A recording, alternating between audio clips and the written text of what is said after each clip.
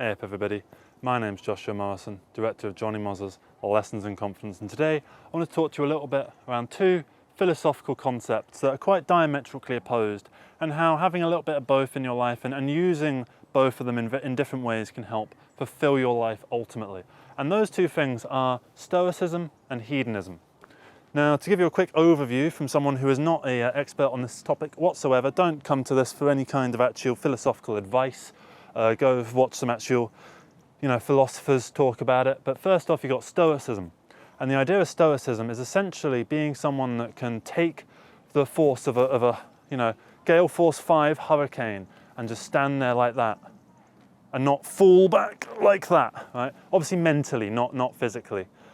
Stoics tend to be very much about self-improvement. They want to improve themselves for the sake of the future. So a lot of it is around sacrificing present-day happiness for long-term fulfillment.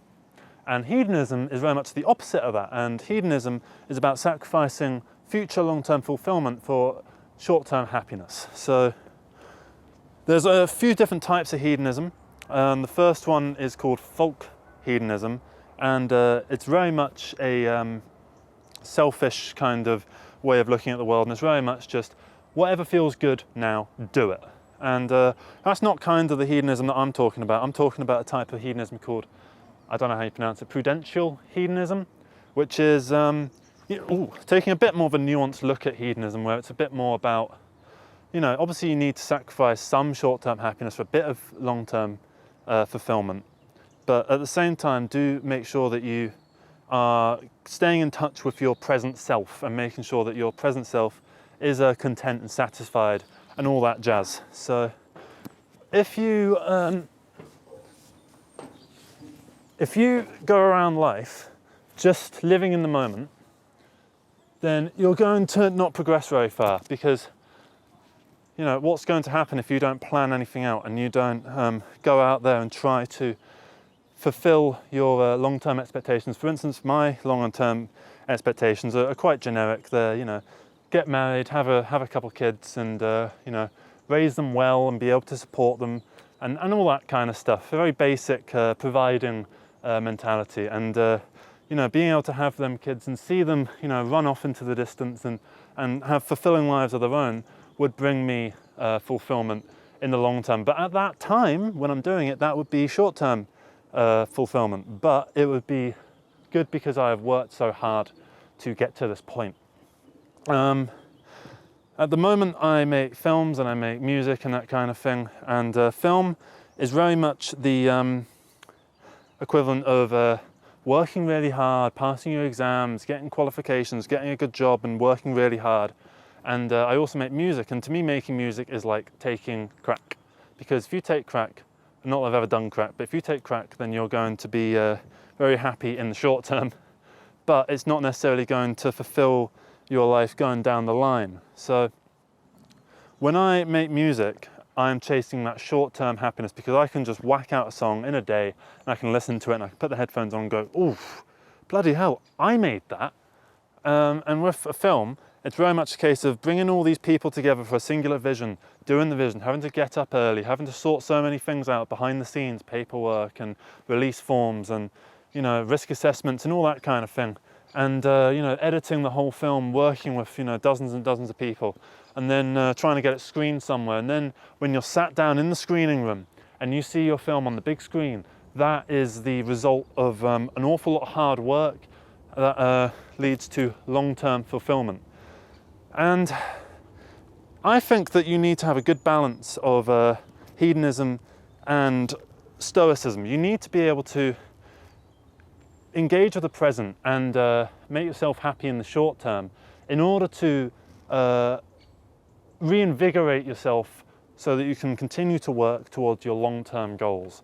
So if you are just someone that is just working, all you do is you get up at 5 a.m, you go to the gym, you go to work, you do this, you come back, you only ever eat healthy food, you never eat anything that's like a treat for yourself, and you never treat yourself to anything, then you might feel a little bit empty inside, like you're just grinding out this routine, and why am I doing this? For what purpose? And that sense of purpose gets lost over time as you keep doing it, right?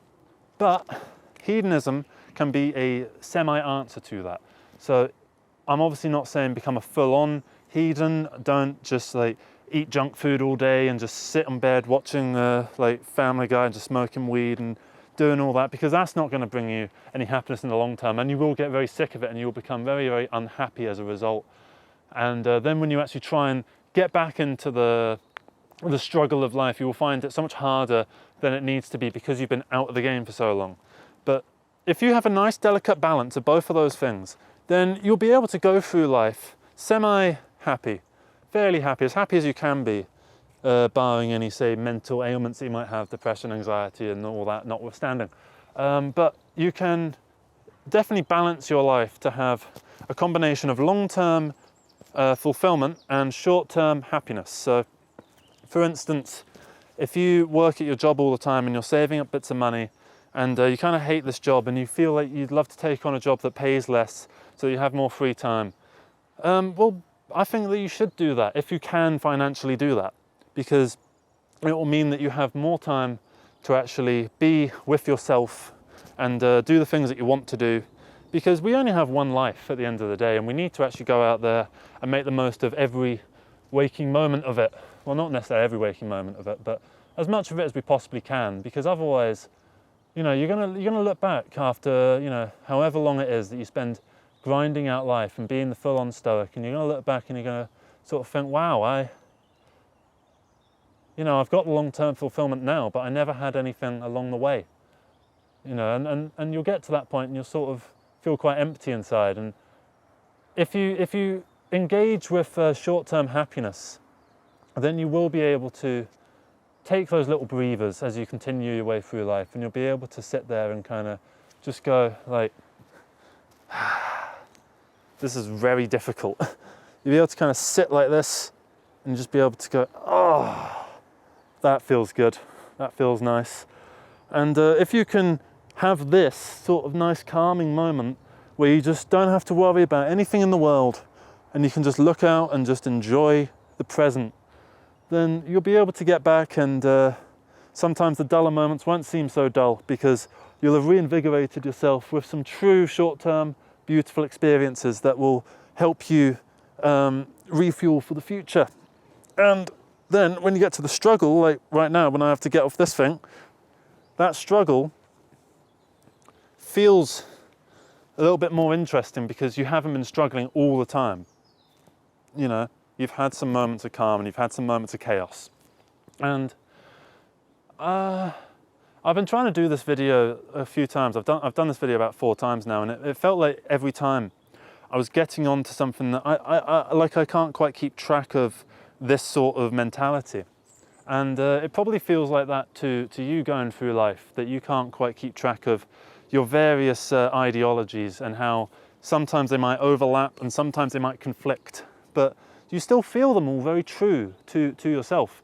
And it's a case that you've got different mentalities throughout different parts of your life. When you're working and grinding all the time, you might have that quote grind set. But if you have that all the time, and if you're just grinding all the time, say in a video game, you know, because the word grind comes from grinding video games, which I find quite funny because it's all about life and stuff and about, you know, experience in life, but it comes from a hedonistic thing of playing video games.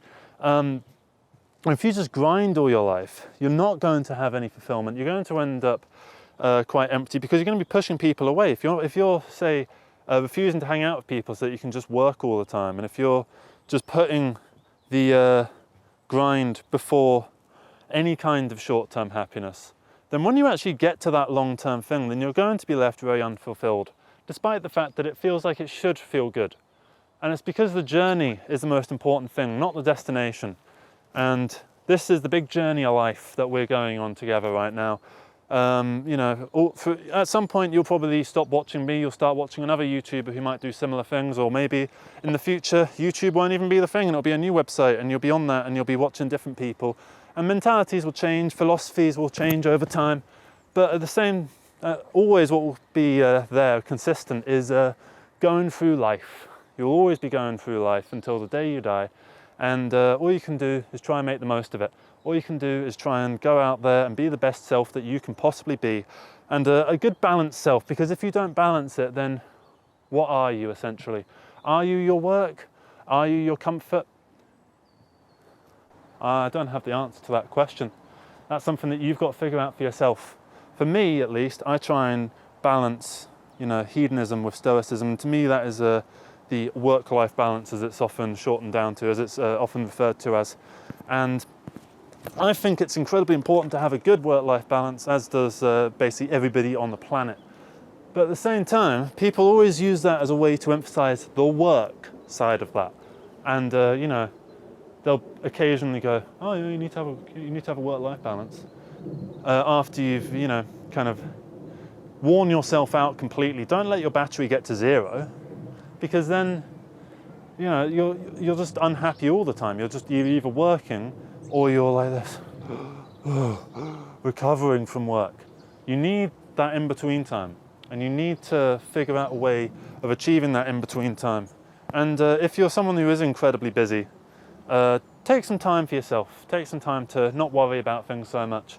And even if you're like a chronic worrier or workaholic, then try at least. Just try and maybe take a day for yourself, or even just a couple hours, just to sit down, watch some dumb YouTube videos, or go out and get a good frozen pizza. Get the nice one.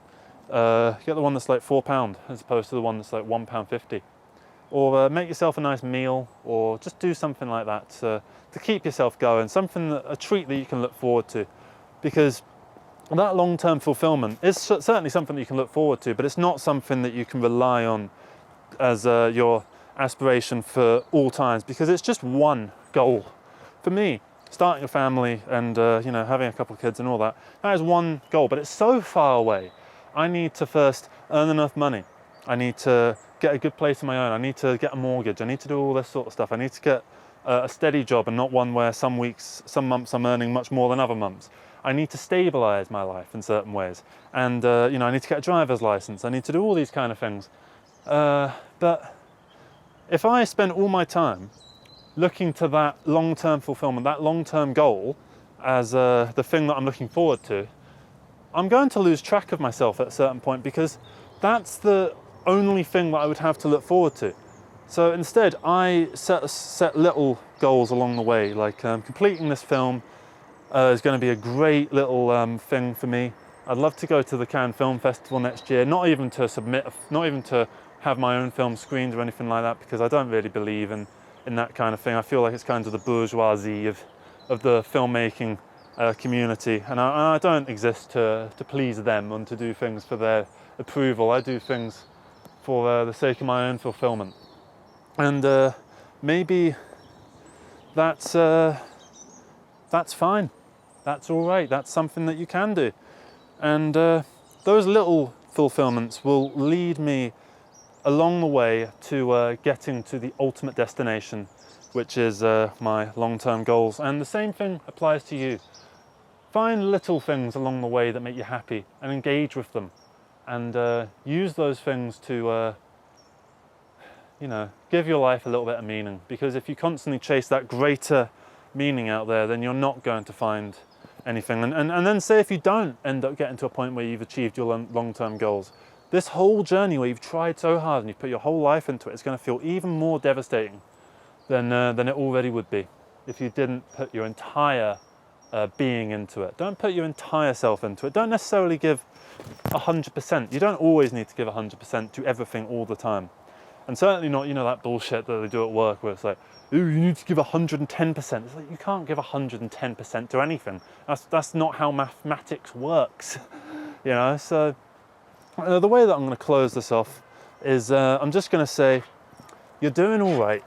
Everything's fine. And don't worry so much. And enjoy the rest of the day. And I really do mean it. I mean, enjoy the rest of the day. Do something that really makes you happy. Do something that really satisfies you. That's what I'm doing. And thank you so much for watching this. Please leave some comments in the comment section if you agreed or disagreed with various parts of this video. Let's get a bit of a dialogue going. I actually made this video in response to a comment that disagreed with my approach to Stoicism and hedonism, and when I explained it a bit more, he kind of went, oh yeah, fair enough. So I thought maybe there's a bit more to discuss here, so that's what this video is. And I'm too big for this slide. I'm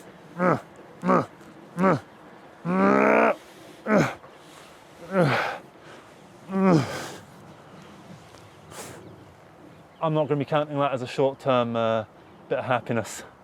Thank you so much for watching.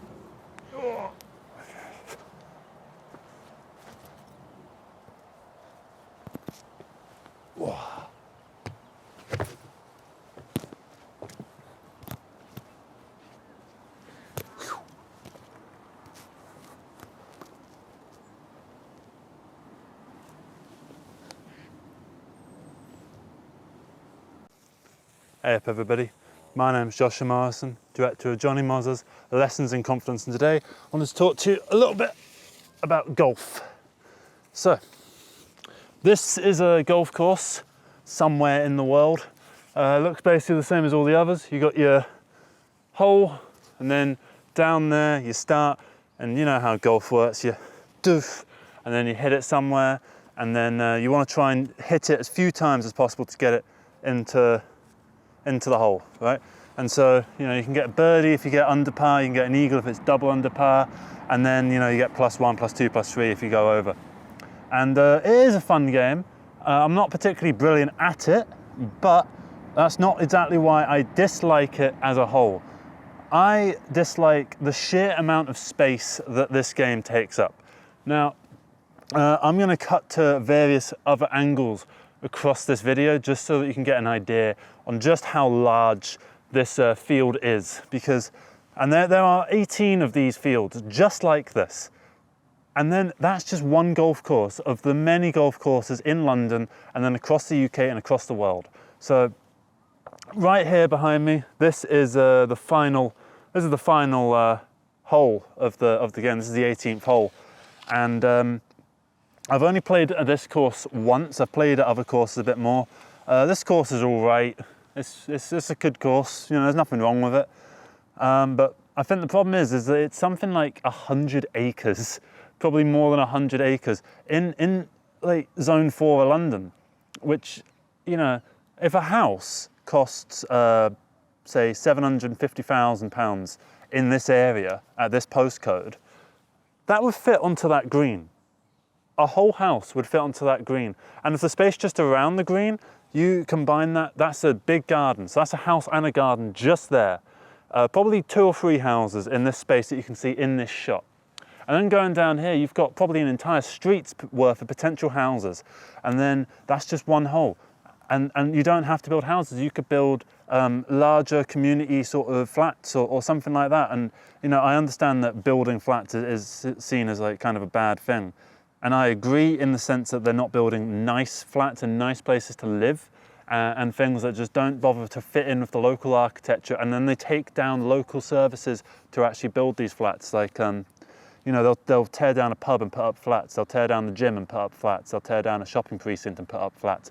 I don't like that, but I do think that we do need to build more houses. And I think the first subject for, you know, demolition should be this, because golf is a sport that is so excessive in its sheer waste of space. Like, I'm on an active golf course right now, and there is nobody around. There is nobody playing the sport. There is nobody here doing this on this hole. And that's part of why people like it. They like that isolation and all that kind of stuff.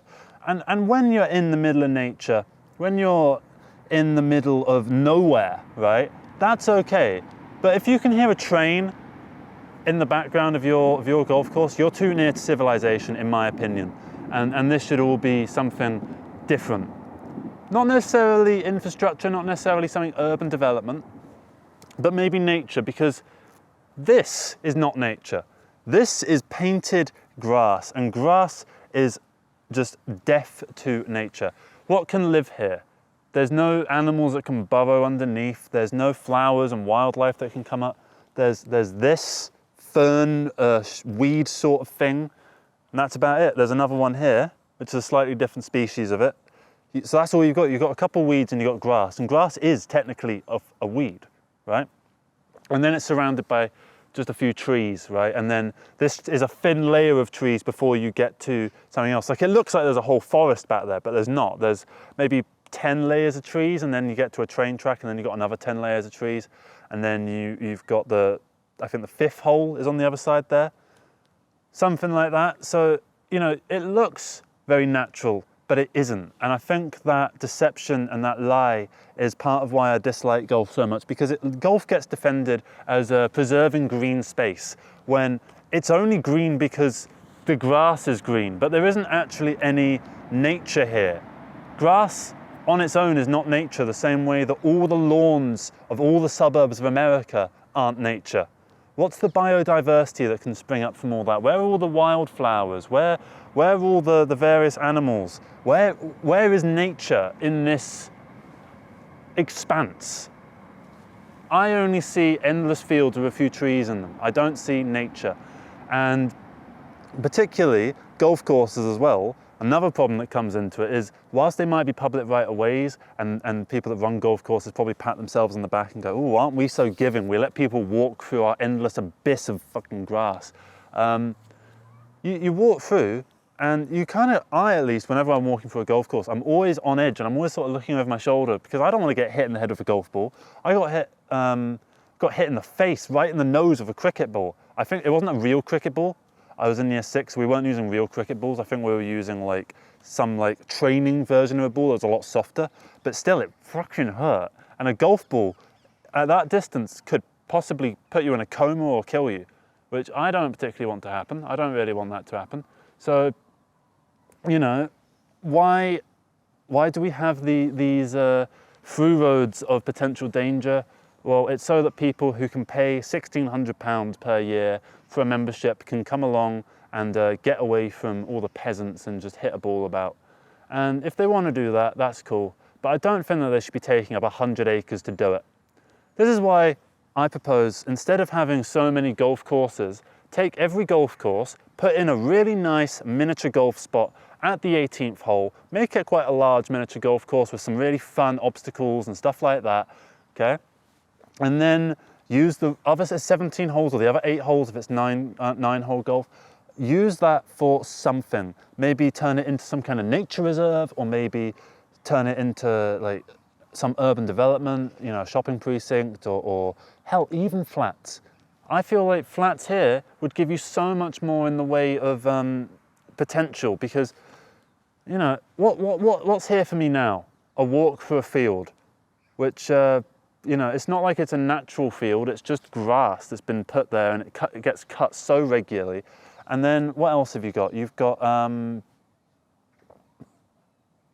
that's literally it. You know, what else is there to say about this particular spot? It's not nature, and I love nature, and this is not it, right? So at least with a block of flats, you could find your best friend in a block of flats, and then you go in there, you have that connection with that person, that you go to that flat to see that person at their house, you know? So that there's actually some kind of benefit that can kind of come out of that, and it can house loads and loads of people, and they can, you know, and the overall housing crisis can be remedied ever so slightly. And it's not that I dislike the idea of being in a field all on your own with your buddies, you know, driving the golf cart around and hitting the ball. I've done it a couple times, and it's been a nice enough time. It hasn't been anything amazing, it didn't change my life, but I can understand why it could for some people. And to those people, I don't know what I would say, because they're probably very annoyed at this video. This video is probably going to get quite a high dislike ratio, which I'm cool with, I've accepted, because I'm not out here to try and chase the approval of others. I'm here just to give my thoughts. And my thought is that I don't like golf courses. I'm just not a fan, and that's kind of the end of the video, really, I suppose. If you liked it, let me know why. If you didn't, let me know why. Particularly if you didn't like it, let me know why. Any points that you disagree with, or any benefits to the local community that I have maybe not considered, please let me know. Because this is all about starting a dialogue, not about me trying to preach to you and trying to turn your opinion around and for you to suddenly go off and start parroting what I'm saying. I don't want that. I want instead to just have a discussion about the nature of golf courses and why they're here and what we should do about them. And yeah, what's your thoughts on golf courses? Do you like them? Do you not like them? Do you think they should be turned into miniature golf courses like I think, and then use the rest of it for either a natural nature reserve or some kind of urban development, depending on the circumstances of that specific area?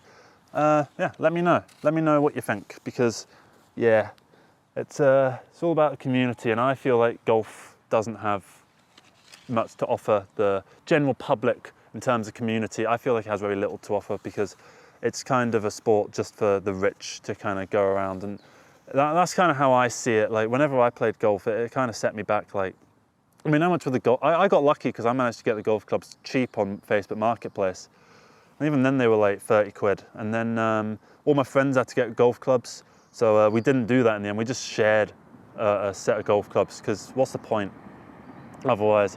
We didn't actually have a golf cart. We just walked everywhere, which was fine.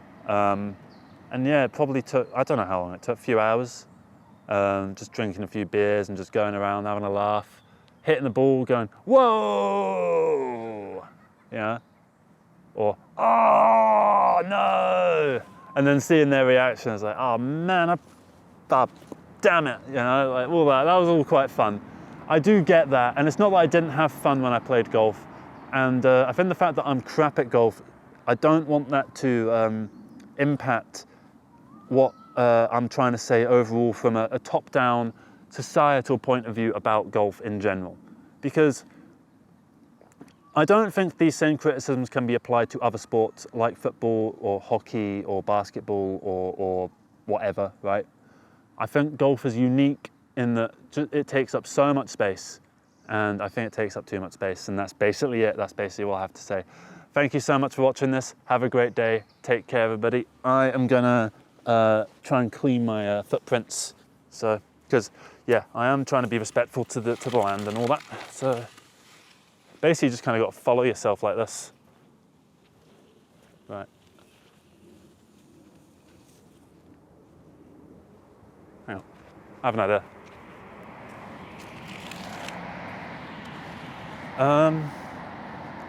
So how do that? That's kind of just made the arrow I want, actually. And then somehow I got to come up. I'm trying to do the little YouTube arrow icon. I don't think I'm succeeding. What is that? That looks terrible. I'll show you what I did. Everything that's in that little thing there, that's what I did. It looks awful. So let's, hey up everybody.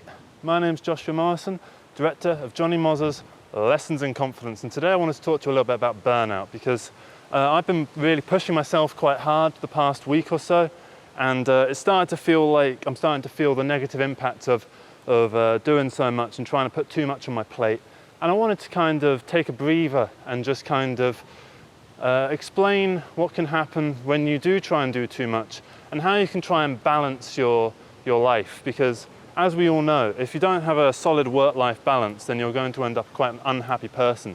Even the most workaholic type of person needs that downtime in order to be able to really do the best that they can, and to really make sure that they achieve their goals in the best possible way. Because from previous experience, I have really overestimated my own capabilities, and that's led to a lot of scrambling around to try and just about get everything finished, and it leads to a very unsatisfying life where you're just kind of working for the sake of it. And like, for instance, I'm going to give you an example. In 2018, I worked at a job where I had to do 72-hour weeks, and that was 7 a.m. to 7 p.m. 6 days a week, Monday through Saturday. And by the end of the 5th day, I was absolutely knackered. I hated that job, and it was quite a physical job as well. There was a lot of moving stuff and like that kind of thing. It wasn't just an office job, so it was a very physical bit of activity, and so I was left tired all the time. And whenever I was outside of work, I felt like I couldn't enjoy my own life, because all of what I was doing was going towards this job. And after a while, you start to forget that you're even getting paid. You obviously know you are, and that's why you're doing it, but it starts to become an afterthought to just the generic grind. And I think there's a difference between following your passions and just grinding them out. And I wanted to use this kind of sort of setup where I'm kind of, whoa, like that. You're gonna get a few of those, right? And there's that going on, so it's quite intense, you know? And so, yeah. So there's people over there that are kind of asking if I'm all right, which is a good metaphor for real life, because if you are working so hard and, you know, the signs of burnout are visible, you can see the bags under someone's eyes. You can see when they're a little bit frantic and a little bit manic, and like they're going so quickly, their mind is rushing all the time, and their mind never slows down. It doesn't get a chance to slow down. It's almost like the person isn't allowing their own mind to slow down. And if you do go at things that fast, think of it kind of like a car, right? I know if you drive a car like quite fast, you get to go in a higher gear, and if you're in a higher gear, that means you're slightly more fuel efficient, right? But there gets to a point where you start to drive dangerously. If you're driving at like 110 miles an hour for a long time down a motorway, even if you're going down the Autobahn where there's no speed limit, you don't want to be going down that Autobahn at like 110 miles an hour all the time, because you're going to come to traffic at some point, and you can't just speed your way through that. And traffic in this example is just your own mental state. You know, there will be times when you're driving down the road and it kind of feels like there's nothing that can stop you and you're invincible and you can take the world on, you know?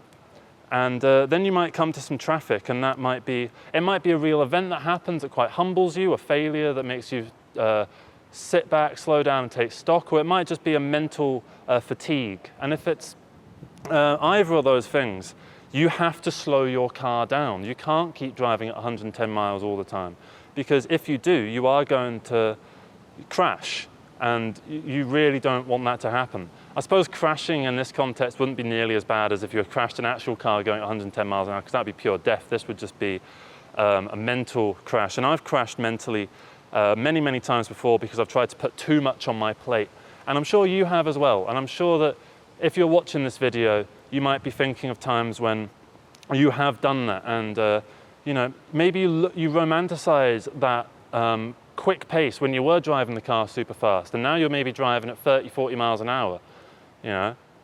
And you're kind of thinking, I'd like to get back to that, and I'd like to figure out how to stabilize it and how to do that thing in a way without having to resort to this mania, with this, you know, overworking myself and, you know,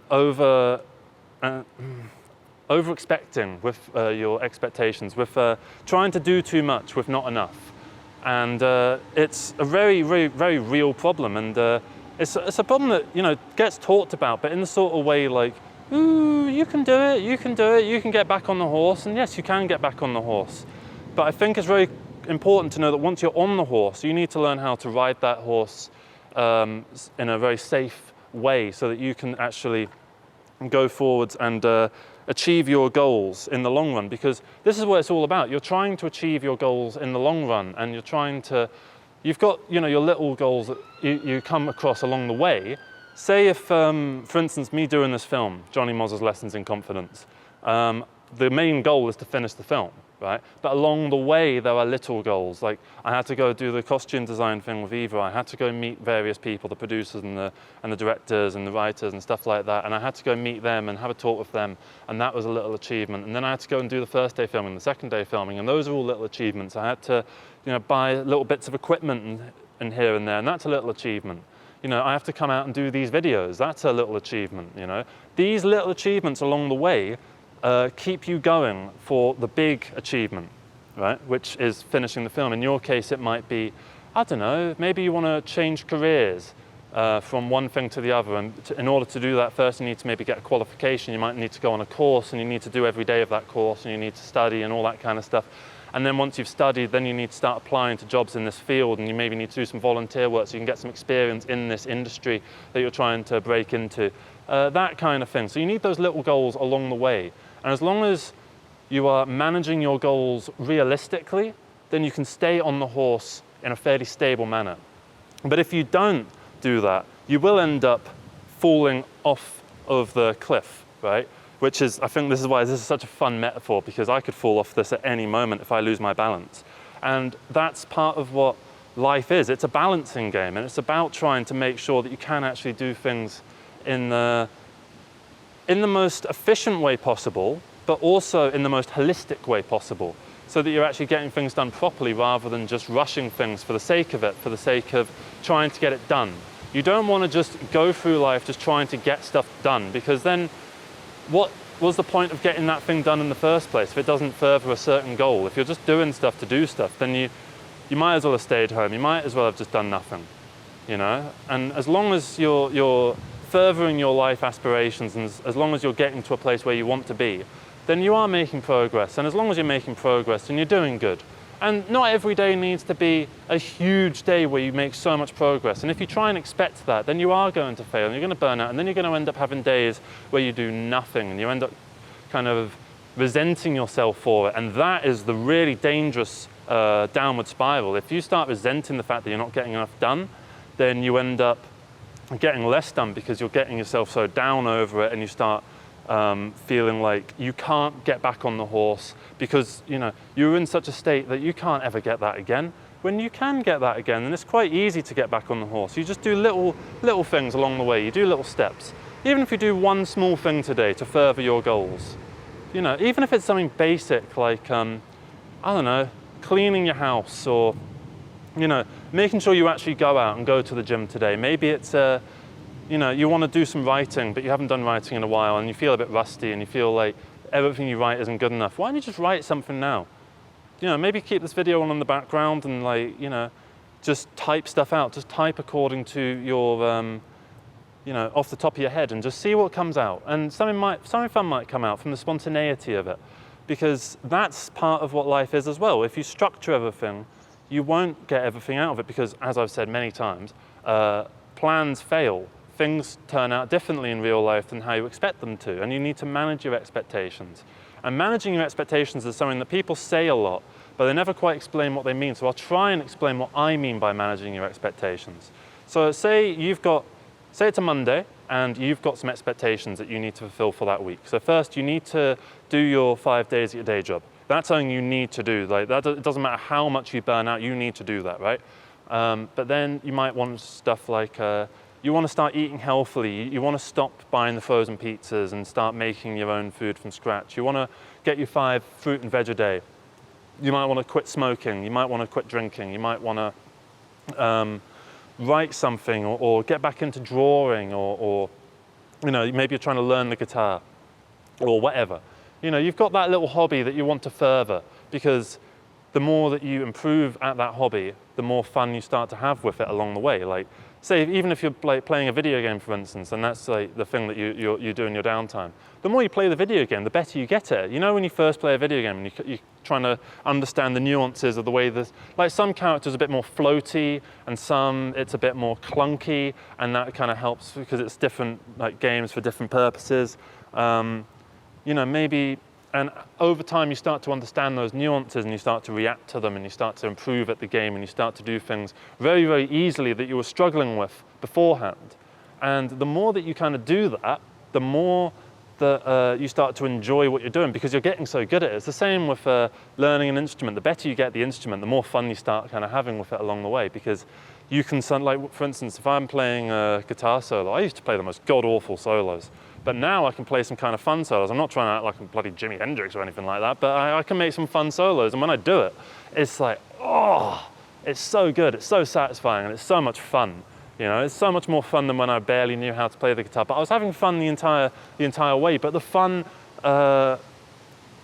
piles on top of each other in that kind of way. And you want to be having fun with the things that you're doing.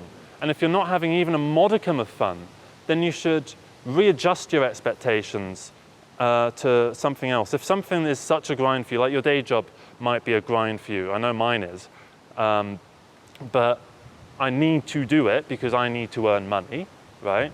So I go into the day job, and I come back out from the day job, and I kind of write those hours off as like, that's just time I'm going to be spending doing this certain thing. But along the way, you can surround that part of your day with little extra successes. Like, You can get up earlier and have the shower before work as opposed to after, or you can maybe try and get to the gym on the way to your workplace, or maybe you can, sit down and like have a proper nice meal for breakfast rather than like if you're rushing. You don't want to rush out of work because then you get there and you start performing worse because you're not doing right, because you're a bit tired and all that kind of stuff, and your sleep schedule's getting a bit fucked as a result of it. And all these various things, your health, start to make it so that it's harder for you to actually perform in your life and to further your own goals. So managing your expectations, when I try and think about it, is when you're on a high, when you're getting so much done, when you're in that productive state, when you're on the horse, when you're driving that car at 110 miles an hour down the autobahn with no traffic in sight, know that and be prepared to not slam on the brakes, but to slowly come down from gear 8 to gear 7 to gear 6. And when you're slowing down, have a bit of an idea of, when you want to speed up again, but don't pressure yourself to speed up again. Try and use your slow down time as an opportunity to reflect on the more holistic parts of your life and the more holistic parts of yourself and what makes you you and that kind of thing. It's a good chance to have a bit of a yin and a yang to your own self. So when you're actually driving the car at 100 miles an hour, you're thinking logistically, you're thinking about what you can get done and how you can get it done, and you might be planning your life. I'm going to do this, and I'm going to do this, and I'm going to do this, and I'm going to do this, and that can be quite fun, and then achieving those goals and getting back and sitting down and going, I've achieved everything that I need to do today. Hell yeah. That's a good feeling. You want to try and get that feeling every day, but you can't always achieve the same amount every day. Some days you're at 100% and you can get, say, 10 things done. But some days you're feeling quite crap and you're really drowsy. Maybe you're hungover. Maybe you're just feeling down in general. And you might only be able to get 20% of what you wanted to get done. Maybe you get 0% of what you need to get done. And that can feel very defeating, and it can make you feel really terrible about yourself. And you shouldn't let that sort of thing get you down. You shouldn't put yourself on this, in this trench, dig yourself this trench and then put yourself in it because you're crap and you're terrible and you don't seem to be achieving your goals. Because when you do that, then you're making things harder for yourself when you do have the energy to actually get back up.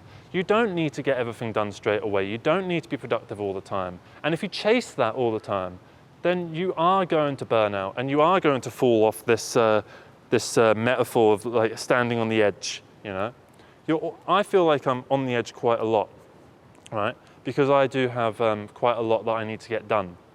And you might be listening to what I'm saying going, ooh, that's all very well and good, but I actually have things that I need to get done all the time and I'm struggling to actually get them done. And I can't just not do some of them and have a down day and, recuperate and refuel and let my horse rest before I get back on it, I can't do any of that. I need to keep going. I need to keep doing things until the bitter end.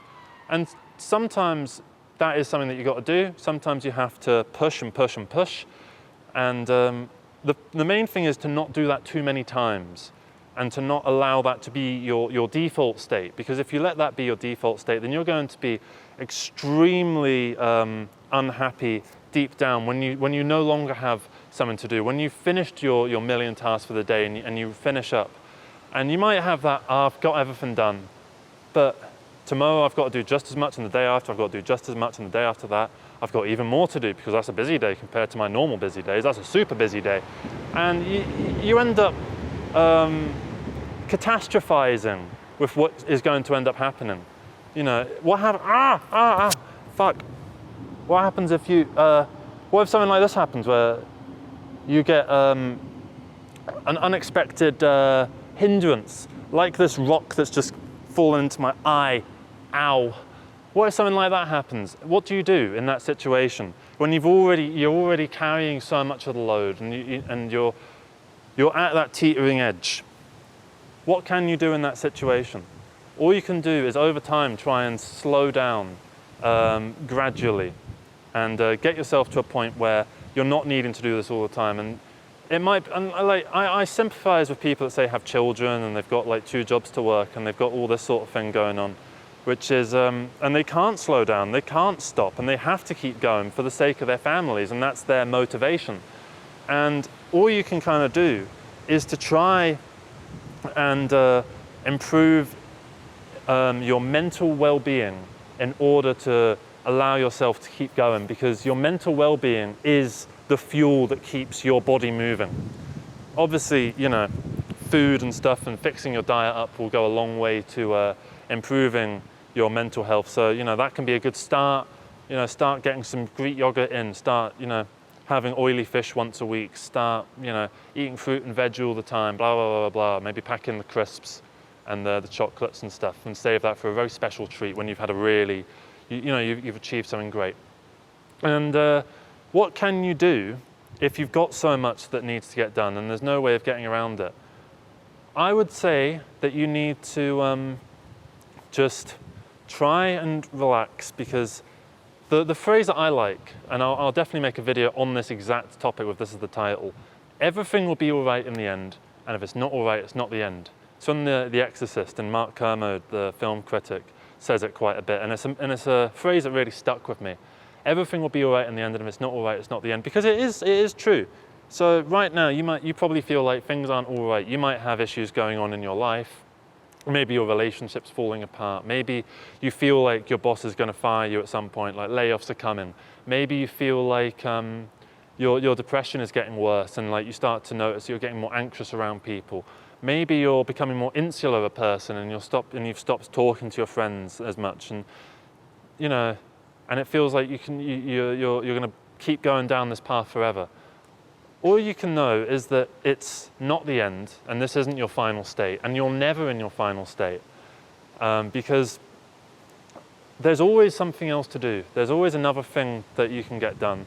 And the more that you go through life balancing the good and the easy with the tough, the difficult, and the stressful, the more well-to-do you kind of will become, and the more stable your own life will kind of become.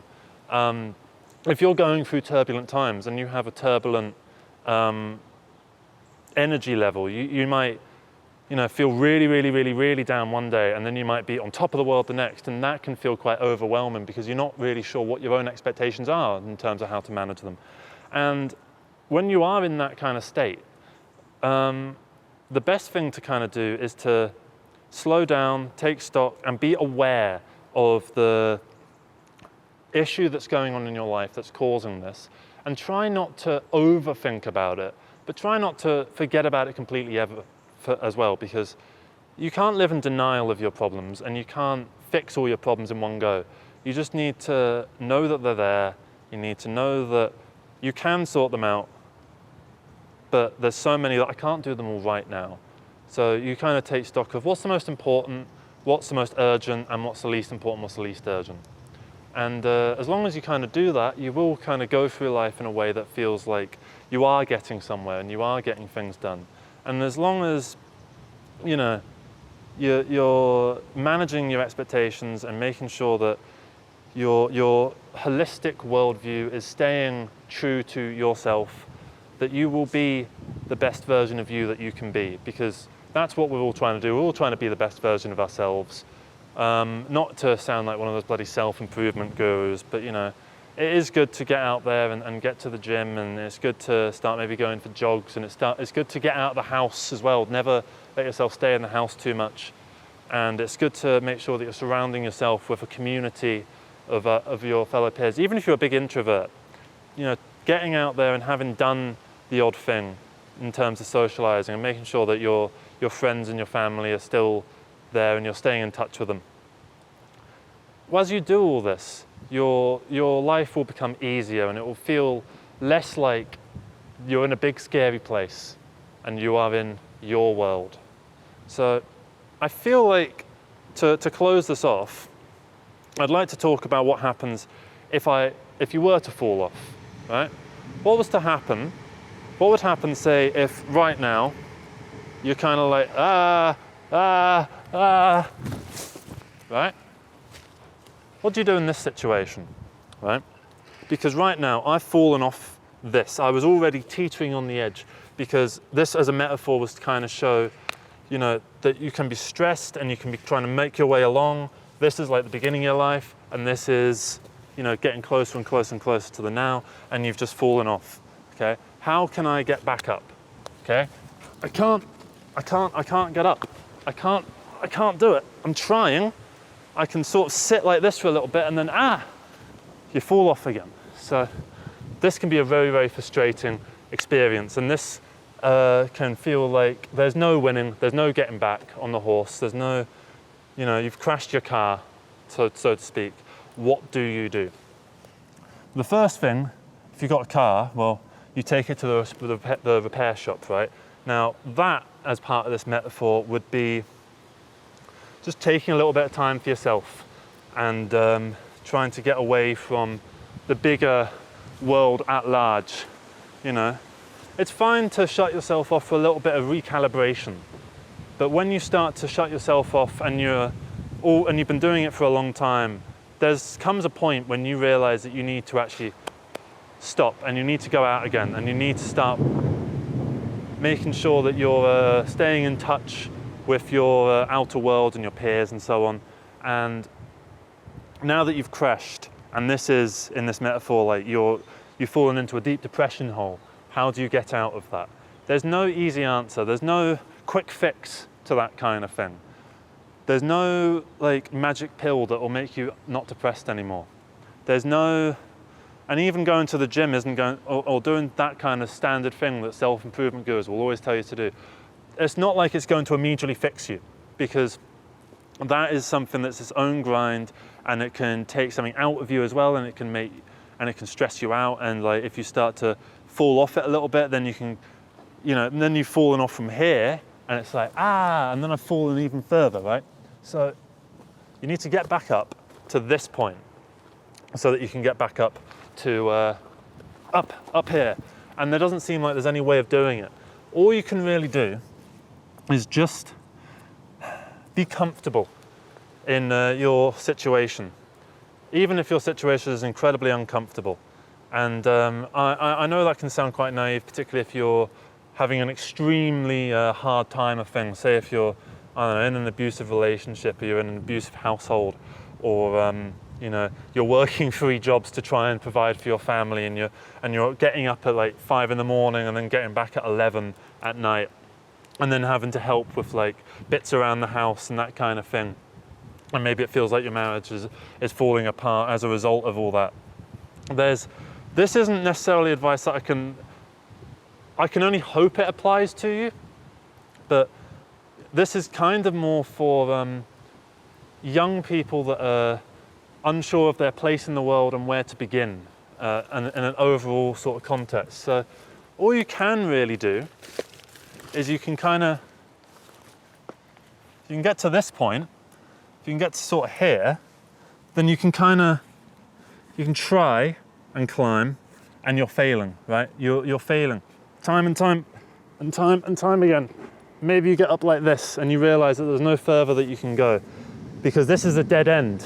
This isn't somewhere that can progress. So you're gonna have to change course. If you're trying something and it's not working, there's no point trying it again but harder, because the more times that you throw yourself at the wall, the more times that you're gonna fall flat on your face. And the more times you fall flat on your face, the less that you're able to push for the burn and actually get up on this thing, you know? So you can't get up like this. You need to get back to your original state. Where were you when you first got up here? How did you get up here? Well, presumably, I'm actually stuck now. Presumably, you started off in a situation where you were doing okay. You were doing all right at some point in the past, and now you're not.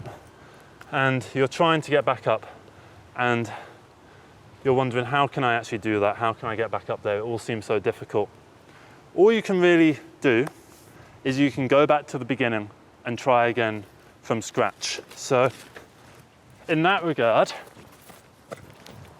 you would have to do something like this. Back in a sec, here we are. So that was a very quick version. But in this, you would have to take some time away, take some time for yourself, and actually use that time to develop your being and your soul and your deeper inner self, and get a good grasp on who you are. Because if you don't have a grasp on who you are, then you can't grasp life by the nettles without getting stung. And you won't be able to progress because you'll be constantly there trying to do the same thing again and again. And I don't know how to quite close this off.